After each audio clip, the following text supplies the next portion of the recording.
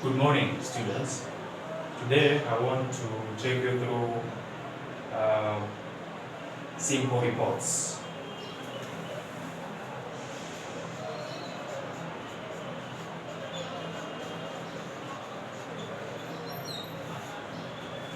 Now, first of all, let's start by defining or getting to know what a report is.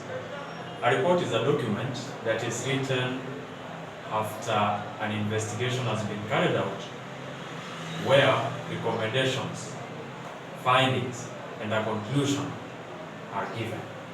That's what we say. So we say a report is a document written after an investigation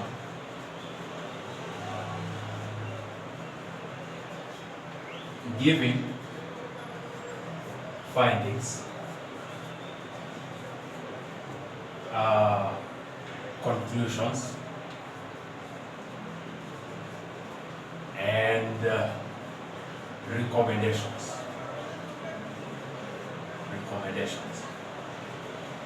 So that means that for you to write a report, you have to carry out an investigation about a matter or something that occurred. Then after carrying out the investigation, you have to give the findings of your investigation, the conclusion of your investigation, and finally, you must give the recommendation, what you recommend to be done so that such a problem will never happen again, or such an occurrence will be prevented. Now, for example, assume that fire broke out where you work and you have been tasked, you have been asked, in other words, to carry out an investigation and write a comprehensive report of what transpired, giving your recommendations and a conclusion. Then that will mean that the document that you will finally come up with is called a report. So by that doing, I want us to look at types of reports and how these reports are written. So we've got types of reports. Now we have got different types of reports. For instance, we have what we call a routine report. Now, a routine report is usually written on daily basis. Okay? So this one is normally written every day. For example, you have to report or to give a report of how work was carried out in an organization, in a company that you work for, if you are the supervisor, maybe. Another type of a report is what we call a long-term report. Now this one is written after a lengthy investigation has been carried out, probably a 2 weeks investigation, 3 weeks investigation, 1 month investigation, even 1 year investigation. Okay. Then we have got what we call a short-term report. Now this one could be maybe written after a 2 days investigation, 3 days investigation, less than a week investigation has been carried out. Then we write a short-term report. We have what we call the informal report. Now, an informal report does not follow the laid down guideline or a format of a report. It's just an informal report that does not follow the formula of writing a report. Remember, a report has got a formula. There is a formula of writing a report. Now, we also have what we call an investigative report. Now, this report is written majorly to report a criminal or something that is related to security, or maybe thugs or thieves broke into your company. You have been required to write a report and give a detailed report on that. You will carry out an investigative report, which is majorly aimed at investigating. Okay. We also have what we call the statutory report. Now, a statutory report is usually written to give an account on financial matters or anything related to money expenditure, the law regarding to expenditure. Okay? If, for example, your company is supposed to give tenders, and then you are required to write a report on how the tenders were given, what transpired, whether the exercise was transparent, then you will write a statutory report. That is a report on laws that govern finance and expenditure. We call it a statutory report. And then we have what we call a special report. Now, a special report is usually written after maybe a special event has occurred. For example, maybe the president or any other dignitary has visited your place of work, and then that will be a special report. You will write a special report regarding that occurrence, because that is something that will happen once, and maybe once in a while, or once in a long time. And then we have what we call the oral reports. Now, an oral report is usually written during meetings. Not written actually, sorry. It is given verbally. It is given orally. It is not written anywhere, especially during meetings where you attend a meeting and then you are given a chance to say what happened, maybe, or to give an account of something where the report is not written. You give it orally. Okay, so these are the types of reports that we usually write, and I hope you've understood what each report is aimed at achieving. So I will give you details about these reports in the notes that I'm going to post before this video. And again, I would like you to understand that reports are very, very important. What is the importance of reports, or why do we write reports? One, we write reports to give an account of something, or to give an account of an event. Okay? We also write reports to fulfill financial requirements.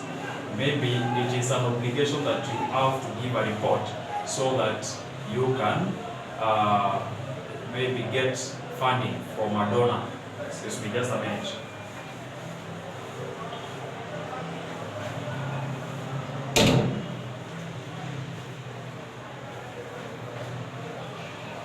Okay, let's continue. So we are looking at reasons. So these are types of reports.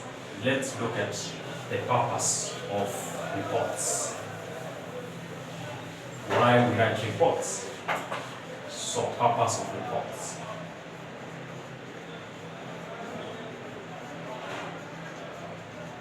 Number one, we write reports to give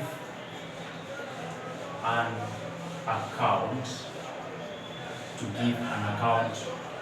of something. Maybe it could be an account of an event, what happened, and so forth. Number two, we write reports to investigate. Investigate, yes. Maybe something happened, then you have to investigate what happened and give recommendations. Okay, so to investigate and give recommendations. Okay, give recommendations. Number three, another purpose as to why we write reports is in order to fulfill financial requirements or to meet financial requirements.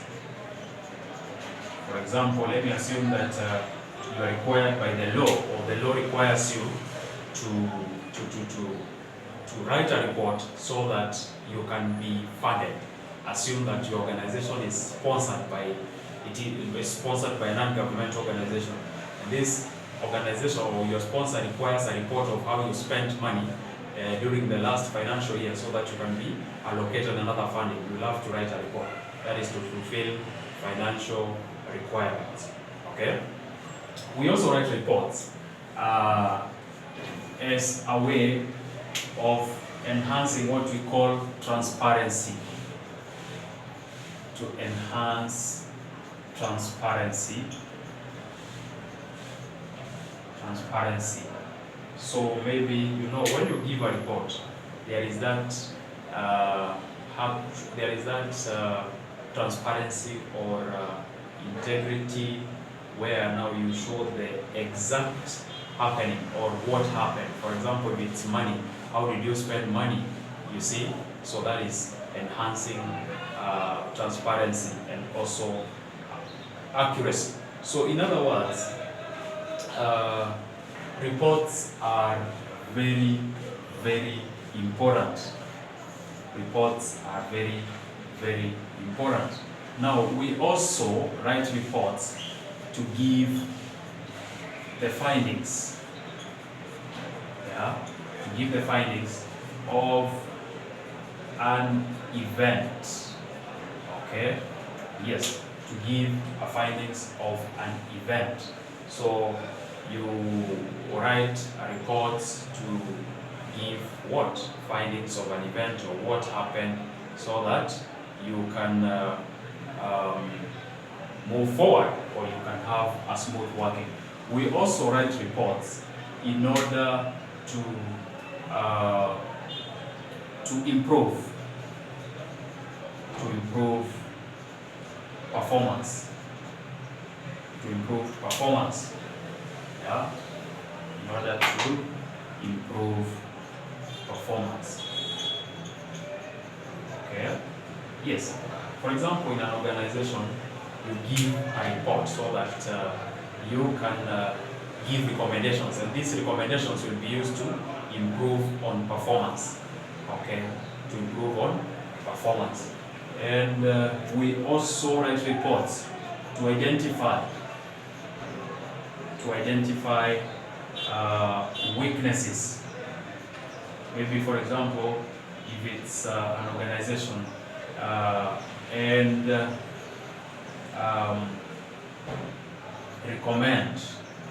So to identify weaknesses and recommend on improvement. Okay? So you see, you write reports so that you can identify the weak areas in an organization, and then after that you recommend, or you give an improvement, a recommendation on improvement through findings. Okay? Yes, so thank you. That is, or those are the reasons as to why we write reports, or those are the purposes of writing reports. So reports are very important. If I ask you to state why reports are important in any organization, these are the importance, or these are the purposes of writing a report. Now, after that, we are going to look at official forms. Okay? Now, after we are understanding how to write a report, then we look at official forms. So that is going to be our next sub topic, and we are done with the reports. I want to imagine that at least you've understood what a report is, the types of reports that we have, and the reasons why we write reports. Now, official forms. Okay?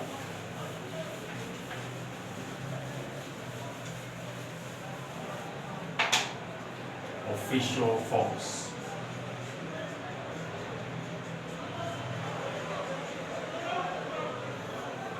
Now, what is an official form, or what is a form? A form is a document which requires filling in of important information, maybe about yourself, or your organization, or your donor, any person. So in other words, this is a document that requires some specific information about an individual or a company, so it's called an official form. Now we have got different types of official forms that we fill in organizations. So that's what I want us to look at. Types of official forms.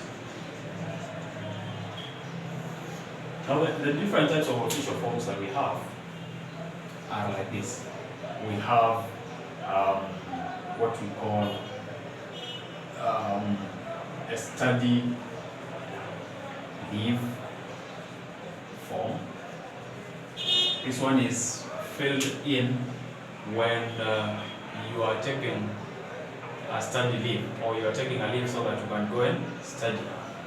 Okay, we have what we call an employment form. Employment form. When you employ, you are given this form to fill in the details about yourself. Okay. We also have what we call a contract form, or maybe an agreement. You can also call it an agreement form. This is where maybe you've signed a contract on behalf of an organization, or the organization has signed a contract, then you're supposed to fill in some details that are required. Okay. We also have got what we call a medical form. Yeah. This is a form that is that requires details about your health, details about your well-being. That is a medical form where you're supposed to maybe to fill in details regarding your health. Okay, do you suffer from any chronic disease? So that is another type of an official form that is filled in an organization. Now, we also have got what we call, maybe there are some people who will fill in what we call just a leave form. Apart from a study leave, we also have got the normal leave that you are supposed to fill in a form before you proceed with the leave. Okay. Now, so these are some of the official forms that you fill in an organization. We also have other forms like, for example, loan application form. This one is usually filled when you are applying for a loan. Okay, it's called a loan application form. Now, what are some of the important details that are required when filling official forms? That's what I want us to look at. Important details required in an official form. Now, some of these important details may include, number one, your name. Very important. This is written, okay, the name should be official, your official name as it appears on your identity card or your national identity card. You know, there are people who will, and it should be your first name, second name, and third name if possible. If I'm required to provide my name in an official form, I don't just say Peter. I must give my first name and second name. Okay, surname is very important when filling an official form. Then maybe we have your ID number is also very important. It's an important details. We also have maybe your telephone number is also very important. Telephone number is also an important detail that is required when filling an official form. Then maybe, for example, when filling a loan application form, you will have probably next of kin. Yeah, it's also maybe an important detail that is required, especially when filling an official form. We also have some other information,